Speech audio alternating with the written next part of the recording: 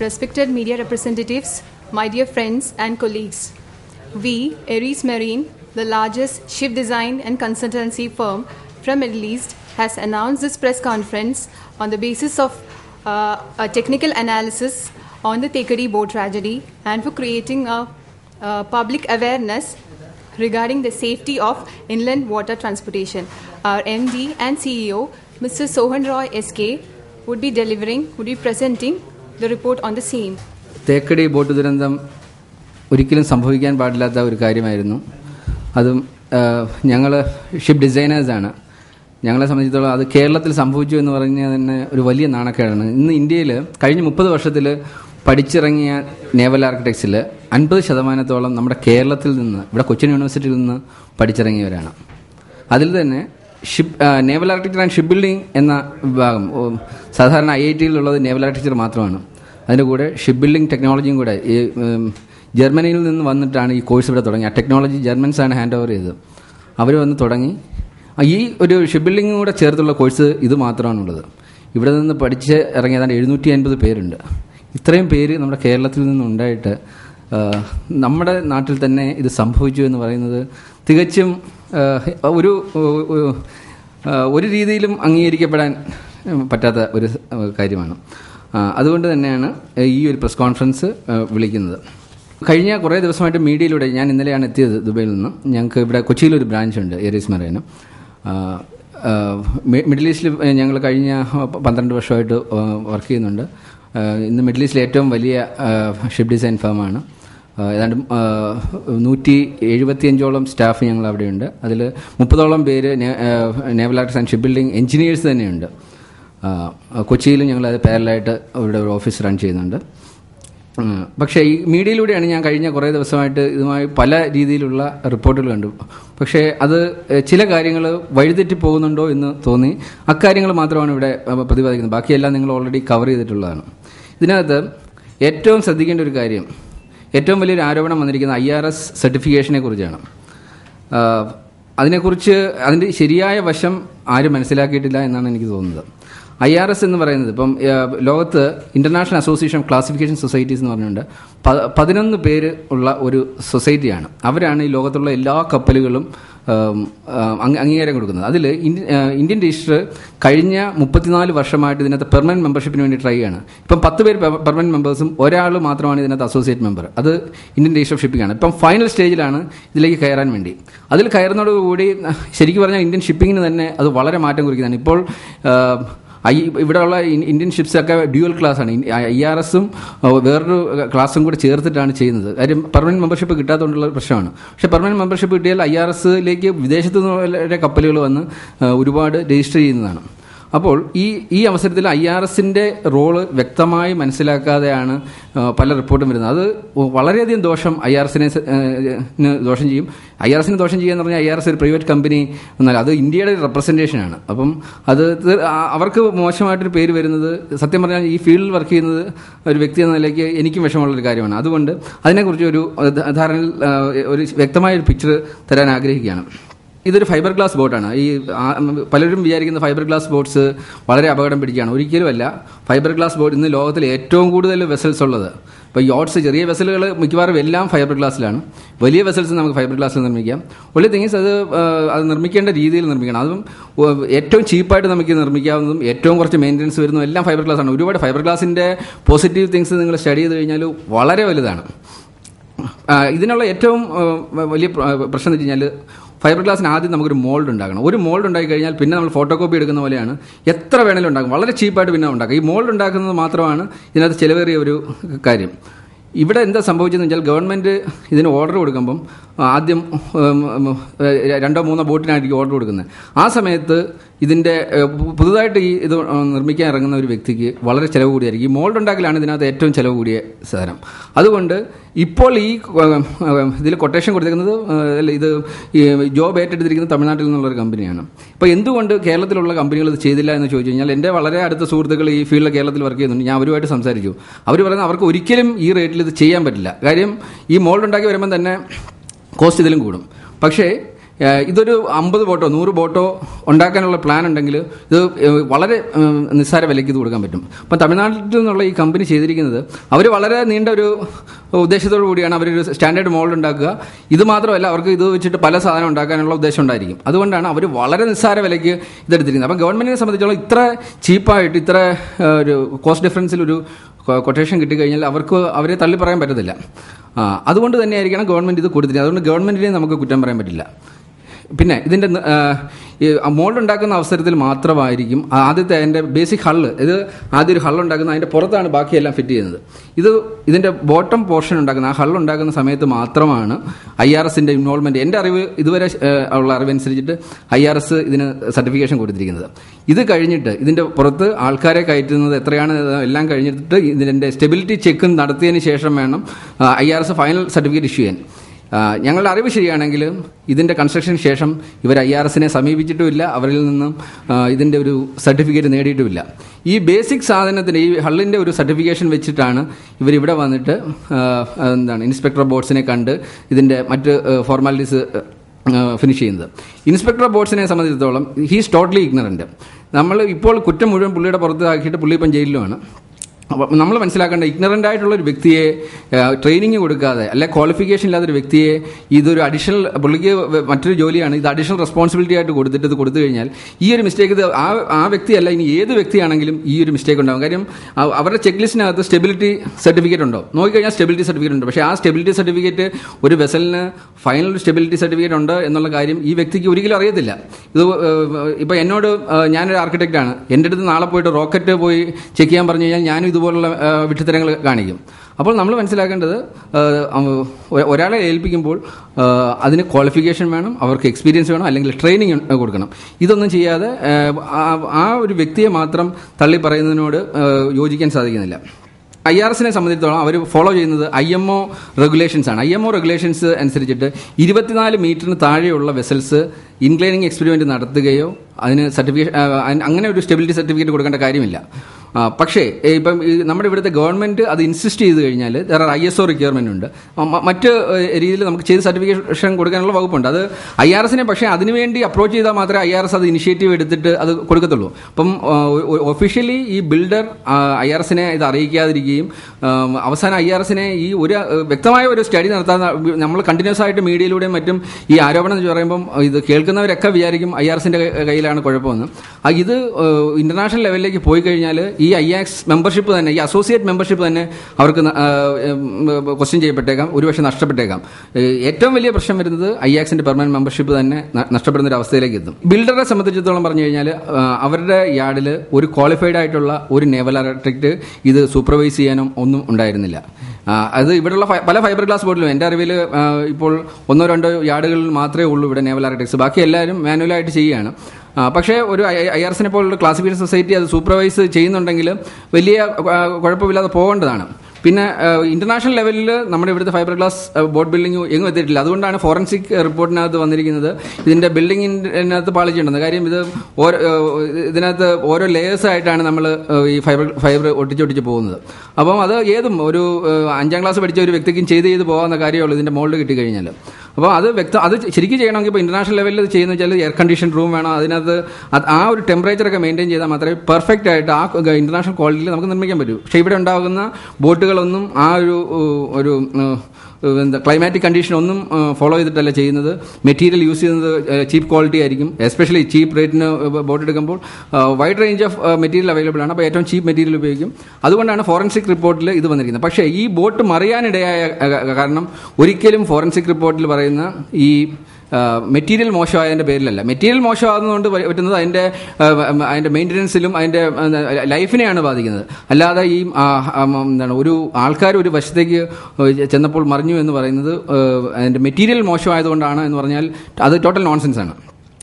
പിന്നെ ഇതിൻ്റെ സ്റ്റെബിലിറ്റിയെക്കുറിച്ച് പറഞ്ഞാൽ ഈ ബോട്ട് നേവൽ ആർക്കിടെക്ചറിന് പഠിക്കുന്ന ഒരു കുട്ടിക്ക് പോലും കണ്ടാൽ അറിയാം ഈ ബോട്ട് ഒരിക്കലും ഈ ഹള്ള് വെച്ചിട്ട് ഇതിൻ്റെ പുറത്ത് ഒരു ഡബിൾ ഡെക്കർ ആക്കി മാറ്റി ഇത്രയും പേരെ കയറ്റാൻ പാടില്ല. നമ്മൾ മനസ്സിലാക്കണം, ഇതിൻ്റെ പുറത്ത് 40-ലേറെ പേര് ഒരു സൈഡിലേക്ക് വന്നപ്പോഴാണ്. കാര്യം അടിയിൽ കുറേ പേര് ഇരിക്കുകയാണ്. അവർക്ക് ഒരിക്കലും ഇങ്ങനെ എൻഡ് വരെ വരാൻ പറ്റത്തില്ല. അവർക്ക് ഓക്കെ ഒരു സൈഡ് വരെ വരാം, എക്സ്ട്രീം എൻഡിൽ വരാൻ പറ്റില്ല. പക്ഷേ നമ്മളിത് ശരിക്കും സ്റ്റെബിലിറ്റി ടെസ്റ്റ് നടത്തുന്ന സമയത്ത് മാക്സിമം കപ്പാസിറ്റി ആൾക്കാർ, അതും 75 kg വെച്ചിട്ടാണ് നമ്മൾ കാൽക്കുലേറ്റ് ചെയ്യുന്നത്. 75 kg എന്ന് വെച്ചാൽ അതിനകത്ത് യാത്ര ചെയ്യുന്നത് മിക്കവാറും കുറേ പേര് കുട്ടികളാണ്, സ്ത്രീകളാണ്. 75 കിലോ എല്ലാവർക്കും ഇല്ല. അപ്പോൾ ശരിക്കും പറഞ്ഞാൽ ആവശ്യത്തിനുള്ള സ്റ്റെബിലിറ്റിയുടെ പകുതി പോലും ഇല്ലാത്തൊരു കണ്ടീഷനിലാണ് ഈ ബോട്ട് ഓടിയത്. ഇത് 3 ആഴ്ച മറിയാതിരുന്നത് എന്തുകൊണ്ടെന്നുള്ളതാണ് ഏറ്റവും വലിയ അത്ഭുതം. ഒരു ഫസ്റ്റ് ഡേയിൽ തന്നെ ഇത് സംഭവിക്കേണ്ടതാണ്. ഇനിയിപ്പം നാളെ ഇത് സ്റ്റെബിലിറ്റി ടെസ്റ്റ് നാളെ നടത്തുന്നുണ്ട്. അത് കഴിയുമ്പോഴത്തേക്ക് നമുക്ക് വ്യക്തമായൊരു ധാരണ കിട്ടും എന്തൊക്കെയായിരുന്നു ഇതിൻ്റെ പാളിച്ചകൾ എന്നുള്ളത്. പിന്നെ ഞങ്ങളെ സംബന്ധിച്ചോളം ഇത് ആദ്യമായിട്ടുള്ള ഒരു പ്രസ് മീറ്റ് ഇല്ല ഇതിനെക്കുറിച്ച്. ഞങ്ങൾ കഴിഞ്ഞ 4-5 വർഷമായിട്ട് സ്ഥിരമായിട്ട്, നിങ്ങൾ പലരും കണ്ടിട്ടുണ്ടാവും, ഇത് ഞാൻ തന്നെ പേഴ്സണലായിട്ട് ഇവിടെ വന്നിട്ട് ഒരു 3-4 തവണ വന്നിട്ട് ഈ ദുരന്തം ഉണ്ടാവും എന്ന് പറഞ്ഞുകൊണ്ടിരിക്കുകയാണ്. ആദ്യമായി കുമരകം ബോട്ട് ട്രാജഡി കഴിഞ്ഞപ്പോൾ ഞങ്ങൾ ഇനിഷ്യേറ്റീവ് എടുക്കുകയും ആദ്യമായിട്ട് സയന്റിഫിക്കലി ഡിസൈൻ ചെയ്ത ഒരു ഹൗസ് ബോട്ട് കേരളത്തിൽ ഇറക്കുകയുണ്ടായി.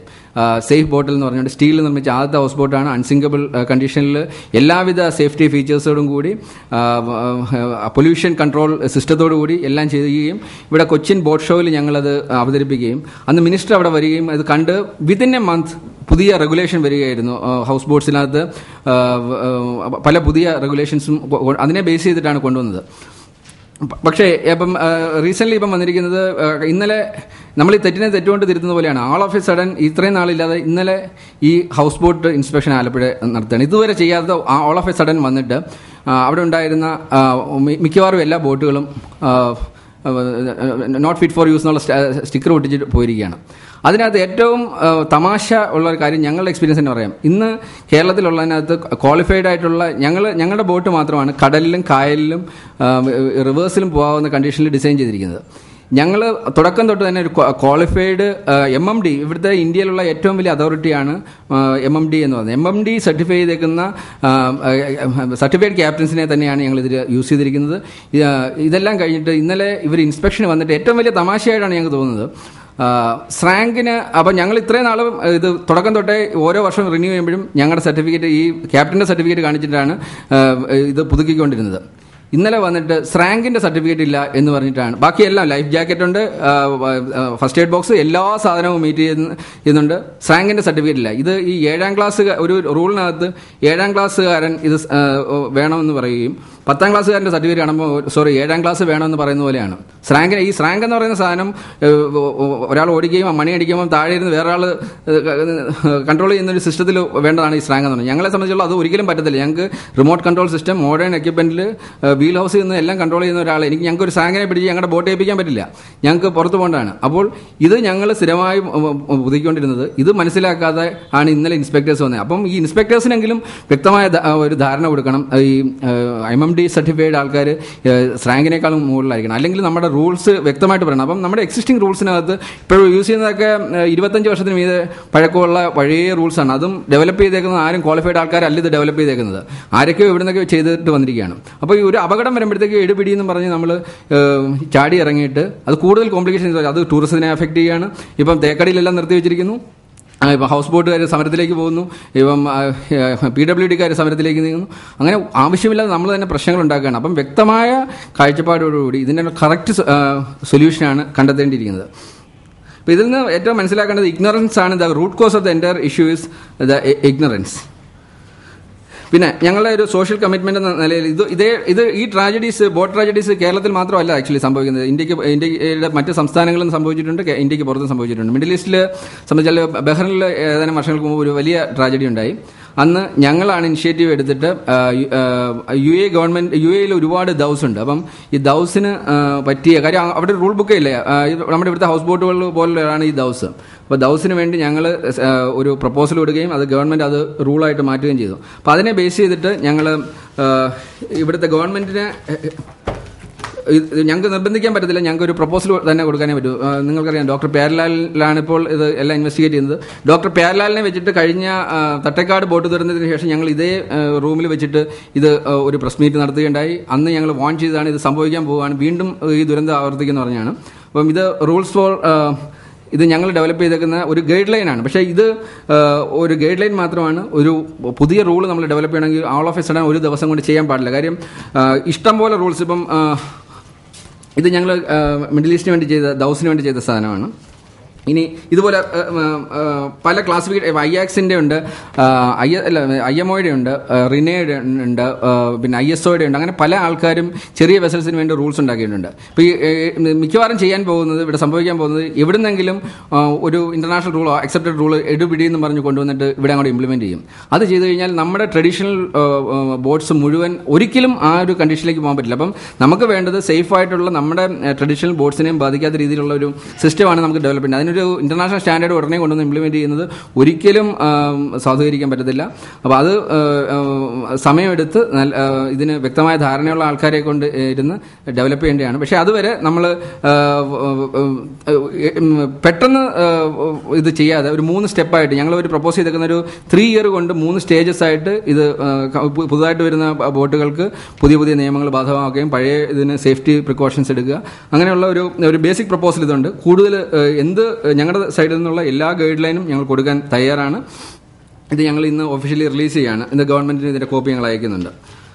പിന്നെ ഹൗസ് ബോട്ടുകളെ സംബന്ധിച്ചുള്ള ഇപ്പോൾ അവർ റേസ് ചെയ്യുന്ന ഏറ്റവും വലിയ കാര്യം സ്റ്റെബിലിറ്റി ബുക്ക്ലെറ്റ്സ് വേണമെന്ന് നിർബന്ധിക്കുകയാണ്. സ്റ്റെബിലിറ്റി ആക്ച്വലി ഇത് സ്റ്റെബിലിറ്റി ചെക്ക് ചെയ്യാനായിട്ട് നമുക്കിവിടെ ഫെസിലിറ്റി ഇല്ലാഞ്ഞിട്ടല്ല, കൊച്ചിൻ യൂണിവേഴ്സിറ്റിയിൽ അതിനുള്ള എല്ലാ ഫെസിലിറ്റി ഉണ്ട്, അവർക്ക് അത് ചെയ്യാവുന്നതാണ്. ഇത് ഞങ്ങൾ തന്നെ ഞങ്ങളുടെ ബോട്ട് ഇവരെ കൊണ്ട് ഇൻസ്പെക്ട് ചെയ്തിട്ടുണ്ട്. ഇത് ഞങ്ങളുടെ ഹൗസ് ബോട്ട് ഇൻക്ലൈനിങ് എക്സ്പെരിമെന്റ് നടത്തിയേക്കുന്ന ബുക്കാണ് ഇത്, ട്രിം ആൻഡ് സ്റ്റെബിലിറ്റി ബുക്ക്ലെറ്റ്. ഇതുപോലുള്ള ബുക്ക്ലെറ്റ്സ് ആണ് വേണ്ടത്. പക്ഷേ ഒരു steel boat, unsinkable steel boat ചെയ്യുന്ന അതേ സിസ്റ്റം വെച്ചിട്ട് നമ്മുടെ ഇവിടുത്തെ ഹൗസ് ബോട്ട് നാളെ ചെയ്യണം എന്ന് പറഞ്ഞാൽ നടക്കത്തില്ല. Practically absolutely not possible. ഇതിന് കമ്പാർട്ട്മെന്റ്സ് തിരിച്ചിട്ട് വാട്ടർ ടൈറ്റ് ആയിട്ട് ഇവിടുത്തെ തടി ബോട്ടുകൾ നാളെ ചെയ്യണം എന്ന് പറഞ്ഞാൽ നടക്കില്ല. അതുപോലെ ഇതെല്ലാം പണിയും കഴിഞ്ഞിരിക്കുന്ന സാധനം ഇനി വെട്ടിപ്പൊളിച്ചിട്ട് ഇത് ചെയ്യണം എന്ന് പറഞ്ഞാൽ നടക്കില്ല. അപ്പം പ്രാക്ടിക്കലായിട്ട് നമുക്ക് എങ്ങനെ ഇതിന്റെ ഒരു സ്റ്റെബിലിറ്റി നമുക്ക് ഉറപ്പുവരുത്താം എന്നാണ് ആലോചിക്കേണ്ടത്. അതിന് നമ്മൾ ഇന്റർനാഷണൽ റൂൾസ് ഫോളോ ചെയ്താൽ സാധ്യമല്ല. അപ്പോൾ ഇതിനകത്ത് ഗവൺമെന്റിനെയും കുറ്റം പറയാൻ പറ്റില്ല. നിയമങ്ങൾ പാലിച്ചിട്ടുണ്ടോ എന്ന് ചോദിച്ചു കഴിഞ്ഞാൽ നിയമങ്ങൾ പാലിച്ചിട്ടുണ്ട്. ഇപ്പോൾ ഗവൺമെന്റിനെ സംബന്ധിച്ചോളം അവർക്ക് വേണ്ടത് അഴിമതി ഇല്ലാതെ ഒരു സാധനം നിർമ്മിക്കണമെങ്കിൽ അവർക്ക് ഏറ്റവും ചീപ്പായിട്ടുള്ള ഒരു കൊട്ടേഷൻ എടുക്കണം. അവരത് ചെയ്തിട്ടുണ്ട്. ഇത് കഴിഞ്ഞിട്ട് ഇൻസ്പെക്ടർ ഓഫ് ബോട്ട്സ് സർട്ടിഫൈ ചെയ്ത ബോട്ടായിരിക്കണം. ഇപ്പോൾ KTDCയെ സംബന്ധിച്ചിടത്തോളം അവർ യൂസ് ചെയ്യുന്ന സാധനത്തിന് സർട്ടിഫിക്കേഷൻ വേണം. ചോദിച്ചു കഴിഞ്ഞാൽ സർട്ടിഫിക്കറ്റ് കൊടുത്തിട്ടുണ്ട്. പക്ഷേ ഈ സർട്ടിഫിക്കറ്റ് കൊടുത്ത വ്യക്തിക്ക് സാങ്കേതിക ജ്ഞാനത്തിന്റെ കുറവ് കൊണ്ടും ട്രെയിനിങ്ങിന് കുറവ് കൊണ്ടും പുള്ളി ഉണ്ടാക്കിയിരിക്കുന്ന ഒരു ഹ്യൂമൻ എററാണ്. പക്ഷെ അതിന് പുള്ളിയെ മാത്രം ശിക്ഷിക്കുന്നത് ഒരിക്കലും ശരിയല്ല. പിന്നെ ഹൗസ് ബോട്ട് ഓടിച്ചേക്കുന്ന വ്യക്തി, ഡ്രൈവർക്കെതിരെ എല്ലാം കേസുണ്ട്. എക്സ്ട്രാ ആളിനെ കയറ്റുന്ന പറഞ്ഞ കേസുണ്ട്. ഓക്കെ, എക്സ്ട്രാ ആളിനെ കയറ്റുന്നത് തെറ്റ് തന്നെയാണ്. പക്ഷേ ഇത് ഒരു 5 or 6 പേരോ അല്ല 10 പേര് കയറിയാലും എൻ്റെ എക്സ്പീരിയൻസ് പറഞ്ഞു കഴിഞ്ഞാൽ ഒരു പ്രോപ്പർലി സർട്ടിഫൈ ചെയ്ത ആ ബോട്ടിനകത്ത് ഒരു 50 പേരും കൂടെ കയറിയാൽ പോലും അത് മറിയില്ലായിരുന്നു. അതായിരുന്നു കണ്ടീഷൻ. കാര്യം പകുതിയും കുട്ടികളാണ്. ഇവരാരും എല്ലാവരും കൂടെ ഒരിക്കലും ഡെക്കിന്റെ മുകളിൽ കയറിയിട്ട് സൈഡിൽ എത്തിയിട്ടില്ല. പകുതി പേരും താഴെയാണ്. അപ്പോൾ ആ കണ്ടീഷനിൽ, വേഴ്സ് കണ്ടീഷനിലാണ് നമ്മൾ ഇതിന്റെ ടെസ്റ്റ് എല്ലാം നടത്തിയിട്ട് പാസ്സാക്കി വിടുന്നത്. അപ്പോൾ ബിൽഡറിൽ നിന്ന് തുടങ്ങിയ ഏറ്റവും വലിയൊരു മിസ്റ്റേക്കാണ്. പക്ഷേ ബിൽഡറെക്കെതിരെ ഒരു നടപടി ഇതുവരെ വന്നിട്ടില്ല. അവിടെ നിന്നാണ് അന്വേഷണം തുടങ്ങേണ്ടത്. അപ്പോൾ അന്വേഷണത്തിന്റെ ദിശ ഇതുവരെ ഒരു കറക്റ്റായ വഴിയിൽ എത്തിയിട്ടില്ല. നാളത്തെ ടെസ്റ്റിൽ അവർ പങ്കെടുക്കുന്നുണ്ടെന്നാണ് എൻ്റെ അറിവ്. അപ്പോൾ നാളത്തെ ടെസ്റ്റ് കഴിഞ്ഞാൽ വ്യക്തമായൊരു ധാരണ കിട്ടും. ഇനി കൂടുതൽ എന്തെങ്കിലും ഡൗട്ട്സ് ഉണ്ടെങ്കിൽ ചോദിക്കാവുന്നതാണ്. അല്ല, കൺസ്ട്രക്ഷന് 2 രീതിയാണ്. ഒന്ന്, സ്പെസിഫിക്കേഷൻ അനുസരിച്ചിട്ട് കൺസ്ട്രക്ട് ചെയ്തിട്ടുണ്ടോ. ഇപ്പം നീളം, വീതി, ഡെപ്ത്, ഈ സാധനങ്ങളാണ് ബേസിക്കലി നമുക്ക് ഇത് ഒരു കൺസ്ട്രക്ഷൻ കഴിഞ്ഞു കഴിഞ്ഞാൽ ടെസ്റ്റ് ചെയ്യാൻ പറ്റുന്നത്. ഇപ്പം പോയി കഴിഞ്ഞാൽ ടെസ്റ്റ് ചെയ്യാം. ഇതിന്റെ നീളം, വീതി, ഇതിന്റെ ഡെപ്ത്, ഇതെല്ലാം ഇങ്ങനെയുള്ള സാധനങ്ങളെല്ലാം നമുക്ക് ടെസ്റ്റ് ചെയ്യാം. അപ്പോൾ സ്റ്റെബിലിറ്റി വേണമെങ്കിൽ നമുക്ക് ഇനി ടെസ്റ്റ് ചെയ്യാവുന്ന കാര്യമാണ്.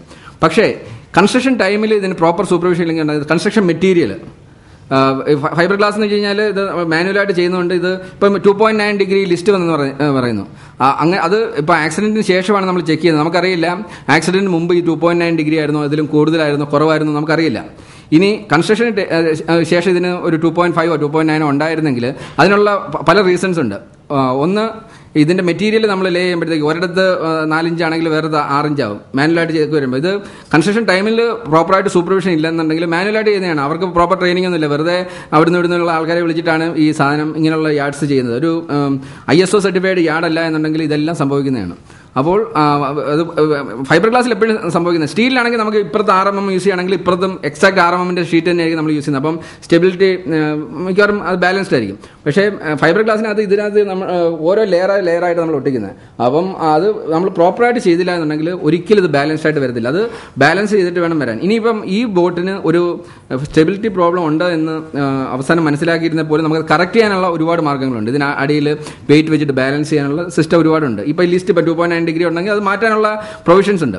പിന്നെ ഇതിനകത്ത് ഈ മറിയുന്ന സമയത്ത് കുറച്ച് വെള്ളമെങ്കിലും ഉണ്ടായിരുന്നെങ്കിൽ അത് ഏറ്റവും ഡേഞ്ചറസ് സിറ്റുവേഷനാണ്.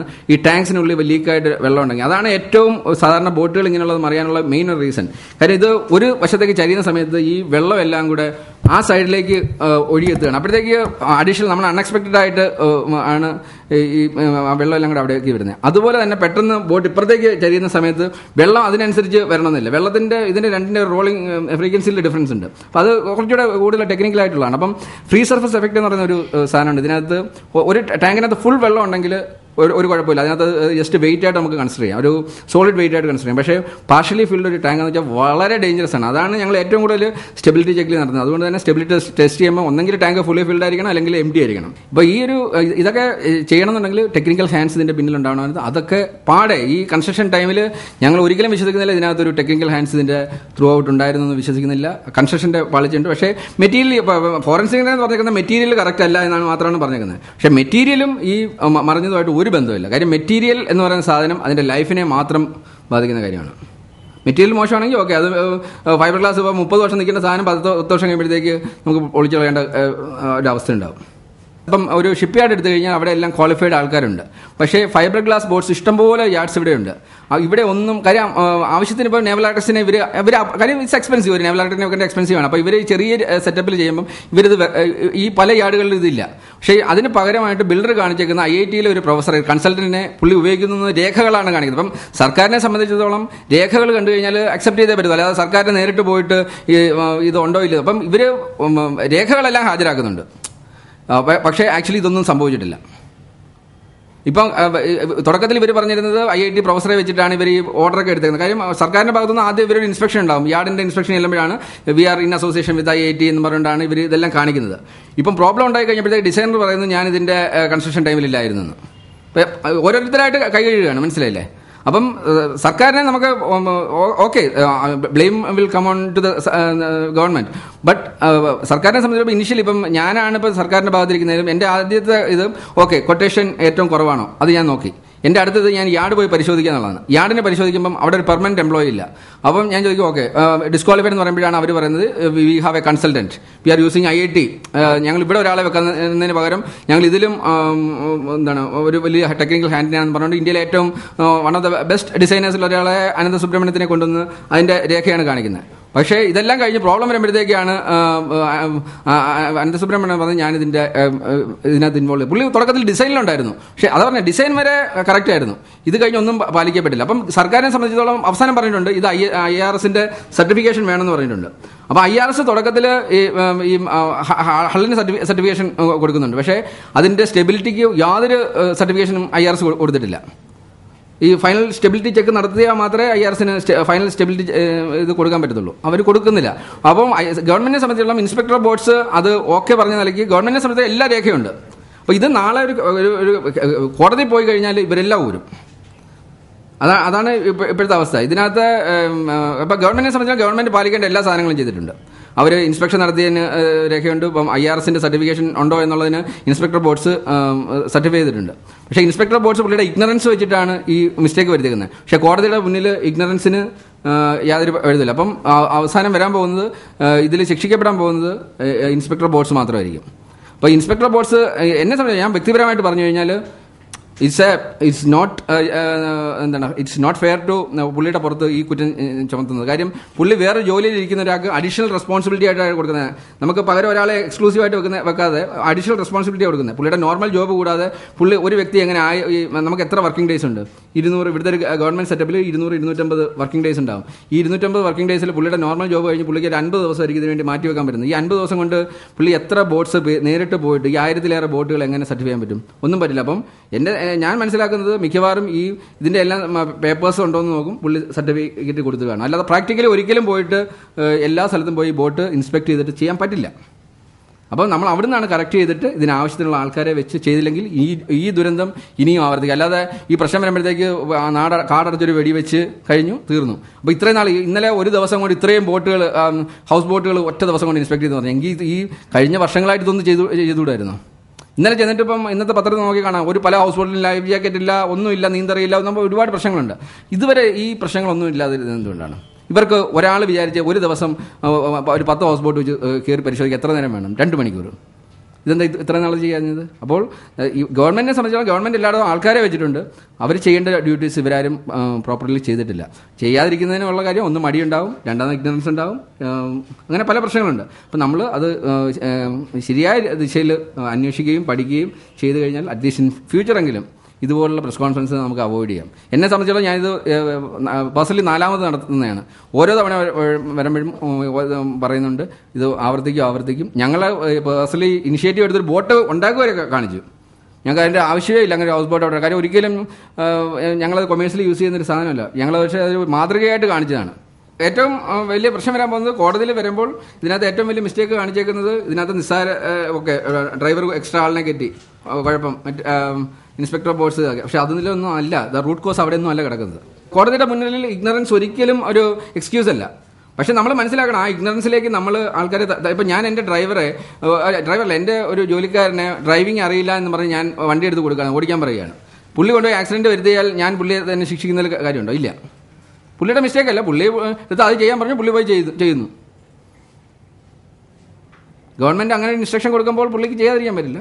പക്ഷെ നമുക്ക് പറയുമ്പോൾ നമുക്ക് ഇവിടെ അതിനു വേണ്ടി ആവശ്യത്തിലേറെ സ്റ്റാഫുകൾ ഉണ്ട് നമ്മുടെ സിസ്റ്റത്തിൽ. പക്ഷേ not the right man at the right slot, അതാണ് പ്രശ്നം. Okay, thank you very much.